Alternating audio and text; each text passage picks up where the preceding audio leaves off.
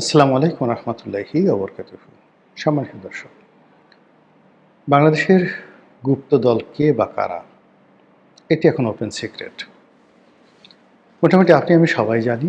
আর এই গুপ্তদল কি করতে পারে, কতটা উপকার করতে পারে, কতটা ক্ষতি করতে পারে, কতটা ভালোবাসতে পারে, কতটা রক কাটতে পারে, কি সর্বনাশ করতে পারে, সব মোটামুটি আমরা বুঝে গেছি। এই গুপ্তদল তারা কিভাবে একটি সরকারকে পরাজিত করতে পারে, ক্ষমতা থেকে উচ্ছেদ করতে পারে, সরকারকে বিপদে ফেলতে পারে, একটি নির্বাচনকে ম্যানিপুলেট করতে পারে এবং আরও অনেক কিছু, যাকে 1971 সনে আমাদের মহান মুক্তিযুদ্ধের সময় এই বাংলাদেশের রাজনীতি, অর্থনীতি, জীবন, জীবিকা, নারীর ইজ্জত, সম্ভ্রম, মান, মর্যাদা তছনছ করে দেওয়ার যে বিশ্ব রেকর্ড তৈরি করেছিল, সেই গুপ্ত শক্তি সম্পর্কে এই মুহূর্তে বাংলাদেশে যদি সবচেয়ে বেশি সন্ত্রস্ত থাকেন কেউ, তিনি হলেন জনাব তারেক রহমান, মাননীয় প্রধানমন্ত্রী। ক্ষমতায় আসার আগে তিনি একাধিকবার এই গুপ্ত শক্তি সম্পর্কে সতর্ক করেছেন জাতিকে। তিনি তন্ন তন্ন করে খোঁজার চেষ্টা করেছেন যে তার আশেপাশে কারা কারা গুপ্ত শক্তি আছে, এবং তিনি জানেন, খুব ভালো করে জানেন, যে তার একেবারে কিচেন ক্যাবিনেট থেকে শুরু করে তার মন্ত্রিপরিষদ, তার সংসদ, তার পারিষদ, সব জায়গাতে গিজ গিজ গিজ গিজ করছে গুপ্ত শক্তি। বিএনপির একজন অন্যতম বুদ্ধিজীবী সিনিয়র সাংবাদিক এম এ আজিজ টেলিভিশন টক শোতে প্রায়ই তিনি আমার সঙ্গে থাকেন এবং অত্যন্ত জনপ্রিয় বক্তা। তিনি বেশ স্পষ্ট করে বলেছেন যে তার সন্দেহ এবং তার ভয়, তার আতঙ্ক, যে বিএনপির মধ্যে কম করে হলেও 20% গুপ্ত শিবির আছে। আল্লাহ ভালো জানেন।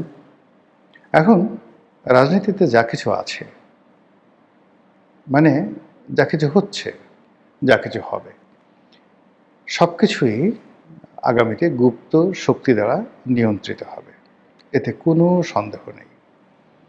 গত 17 মাসে গুপ্ত শক্তি তাদের কর্মকাণ্ডে যে সফলতা লাভ করেছে, তারপর রাষ্ট্র পরিচালনায় তারা যে অভিজ্ঞতা অর্জন করেছে, একটি সফল বিপ্লবের তারা নেতৃত্ব দিয়েছে, গণ অভ্যুত্থানের নেতৃত্ব দিয়েছে, এবং সেই গণ অভ্যুত্থানের মিঠাই মন্ডা যা কিছু আছে সব তারা চেটে পুটে খেয়েছে।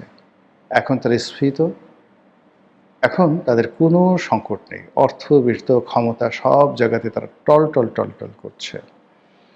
কেবলই মাত্র শেষ মুহূর্তে তারা ভারতের কারণে এবং আওয়ামী লীগের কারণে তাদের যে ম্যাটিকুলাস ডিজাইন, সেই ডিজাইন থেকে তারা পিছনে পড়ে গেছে এবং অপ্রত্যাশিতভাবে, মানে জনগণের অপ্রত্যাশা নয়, গুপ্ত শক্তির অপ্রত্যাশিত যে তাদের যে চিন্তা চেতনা, যেটা তারা কল্পনাই করেনি, সেই অপ্রত্যাশিতভাবে তারা পরাজিত হয়েছে এবং যারা বিজয়ী হয়েছে তারা কোনো অবস্থায় তাদেরকে মানতে পারছেন না।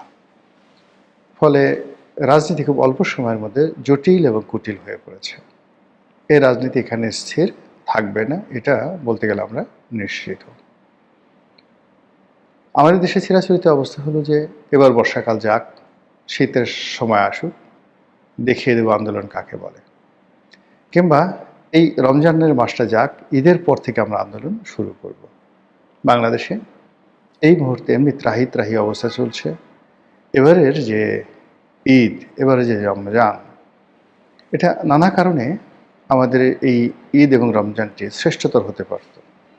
দীর্ঘ 15 বছরের যে একনায়কতন্ত্র, তারপর 17 মাসের আরও বাজে প্রকৃতির কর্তৃত্ববাদের শাসন, শেখ হাসিনার জামানাতে যে শাসন ছিল, শোষণ ছিল, তার সঙ্গে সঙ্গে গণতন্ত্র ছিল, উন্নয়ন ছিল, মানুষের কর্ম ছিল, সৃজনশীলতা ছিল, কবি ছিল, সাহিত্যিক ছিল, গল্প ছিল, কবিতা ছিল, সাংবাদিকতা ছিল, টক শো ছিল, রাজনীতির প্রতিপক্ষের হম্বিতম্বি ছিল, মামলা ছিল, মোকদ্দমা ছিল, পুরো সমাজ বৈচিত্র্যময় একটি সমাজ মানুষের বসবাসের উপযোগী ছিল। কিন্তু ডক্টর মোহাম্মদ ইউনূসের জমানা 17 মাস আমাদের সব কিছু তছনছ করে দিয়েছে। চারিদিকে শুধু মব আর মব, চারিদিকে শুধু মিথ্যা কথা আর মিথ্যা কথা, চারিদিকে শুধু গালগপ্প গালগপ্প, এটা হচ্ছে ওটা হচ্ছে, এই পৃথিবী থেকে সব মানুষ বাংলাদেশে চলে আসবে, আজ আমেরিকা হয়ে যাবে, পোর্ট দিয়ে দেব, দেশ দিয়ে দেব, সেন্ট মার্টিন দিয়ে দেব, ইত্যাদি ইত্যাদি নানা রকম কথাবার্তা। তার সঙ্গে সঙ্গে আজ রোহিঙ্গারা চলে যাবে, কাল রোহিঙ্গারা চলে যাবে, রোহিঙ্গারা গিয়ে ঈদ করবে আগামী বছর সেই তাদের নিজ দেশে। সকল খাজুরি আলাপ শুনতে শুনতে আমাদের কান যখন ঝালাপালা হচ্ছিল, আমাদের শিল্প কলকারখানা যখন বন্ধ হয়ে যাচ্ছিল, আমাদের বেকার সমস্যা যখন তুঙ্গে, আমরা রাষ্ট্র হিসেবে যখন প্রায় দেউলিয়ার পর্যায়ে চলে যাচ্ছিলাম, ঠিক সেই সময়টিতে একটি গণতান্ত্রিক নির্বাচন হলো এবং সেই নির্বাচনে বাংলাদেশের বৃহত্তম এবং জনপ্রিয়তম দল বিএনপি ক্ষমতায় এলো। তারেক রহমান সাহেব প্রত্যাশিতভাবে প্রধানমন্ত্রী হলেন। এর চেয়ে আনন্দের কি হতে পারে? কিন্তু আমরা স্বস্তি পাচ্ছি না, অনেকগুলো কারণ। প্রথম কারণ হলো যে এই মুহূর্তে দুটো নতুন যুদ্ধ, আফগানিস্তান এবং পাকিস্তানের যুদ্ধ, এবং আমাদের বাংলাদেশের রাজনীতিতে গত 17 মাসে পাকিস্তান এবং আফগানিস্তানের যে প্রভুত্ব, তাদের যে আধিপত্য, তাদের যে রাজনৈতিক মতাদর্শ যেভাবে আমাদের সমাজে বিস্তার লাভ করছে, এখানে যেটাকে বলা হয় কনফ্রন্ট্রেশন, এটি ইসলামিক কনফ্রন্ট্রেশন, এটি আমাদের জন্য রীতিমতো গোদের উপর বিষ ফোড়া হয়ে দাঁড়িয়েছে। আমাদের দেশে এক ধরনের বা এক শ্রেণীর ইসলামপন্থী রয়েছেন যারা সদল বলে আফগানিস্তানে গিয়েছেন, আফগানিস্তানের যারা হর্তাকর্তা ব্যক্তি, তালেবানদের হর্তাকর্তা ব্যক্তি, তারা বাংলাদেশে এসেছেন এবং এই দেশটিকে একটি তালেবানি এমিরেট বা তালেবানি রাষ্ট্র করার জন্য অনেক মানুষ চেষ্টা করেছেন। অন্যপক্ষ এই রাষ্ট্রকে একটি পাকিস্তানের মতো করে, একটা পাকিস্তানকে রোল মডেল বানিয়ে এই রাষ্ট্রকে পাকিস্তানের আদলে গড়ে তোলার জন্য গত 17 মাসে চেষ্টা করেছে। এর বাইরে আরেকটি পক্ষ যারা এটাকে আমেরিকা বানাতে চেয়েছে, আবার আরেকটি পক্ষ এটিকে একটি Yunus land, the land of Yunus, এরকম তৈরি করার চেষ্টা করেছে। কিন্তু কোনোটার সফলতা আমরা পাইনি, বরং প্রতিটি কাজ করতে গিয়ে রাষ্ট্রের অর্থ গেছে, ক্ষমতা গেছে, বিত্ত গেছে, বৈভব গেছে, সব কিছু তছনছ হয়ে গেছে। এবং এইগুলো হওয়ার পর যখন নতুন সরকার এলো, তখনই আফগানিস্তান পাকিস্তানের যে যুদ্ধ সেটা শুরু হলো। আফগান এবং পাকিস্তানের যে যুদ্ধ, সেই যুদ্ধের প্রেক্ষিতে আমাদের দেশে যারা অতি উৎসাহী যে সকল ইসলামপন্থী রয়েছেন, পাকিস্তানপন্থী রয়েছেন, আফগানপন্থী রয়েছেন, তাদের মধ্যে নিঃসন্দেহে কোলাকুলি হবে না, তাদের মধ্যে চুমোচুমি হবে না, তাদের মধ্যে মোশাহাবা হবে না, তাদের মধ্যে বিয়ে শাদী হবে না। তাদের মধ্যে যা হবে আশা করতে পারেন, আশঙ্কা করতে পারেন, এটি পাকিস্তান আফগান সীমান্তে যা হচ্ছে অনুরূপ কিছু একটা হবে। এটা হলো বর্তমান সরকারের জন্য একটা মারাত্মক বিপদ, যা কিনা এই সরকারের ঘুম হারাম করে দিয়েছে। দ্বিতীয় সমস্যা হলো এই মুহূর্তে ইরান এবং আমেরিকার যুদ্ধ চলছে এবং এই যুদ্ধের ফলে আমাদের বৈদেশিক বাণিজ্য, আমাদের ফরেন রিজার্ভ, আমাদের যে ফুয়েল সিকিউরিটি, জ্বালানি নিরাপত্তা, তারপর মধ্যপ্রাচ্যে আমাদের যে শ্রমশক্তি রপ্তানি এবং রেমিটেন্স প্রবাহ, সব কিছু ঝুঁকির মধ্যে পড়েছে।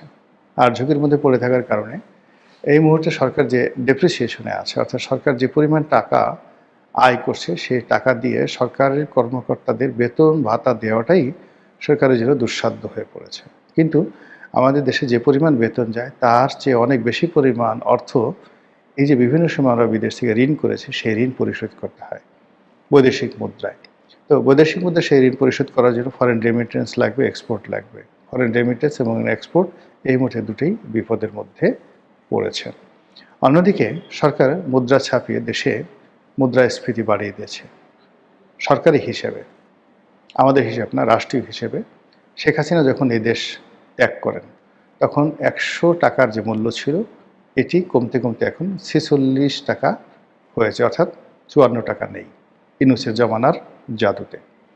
আর তারেক সাহেবের জমানাতে যদি আবার আরেক দফা মুদ্রাস্ফীতি ঘটে, তাহলে এই টাকার মান যদি 25 টাকায় নেমে আসে, তাহলে বুঝতে পারেন যে আপনি আমি কোথায় চলে যাব। বস্তা বস্তা টাকা নিয়ে আপনাকে বাজারে যেতে হবে।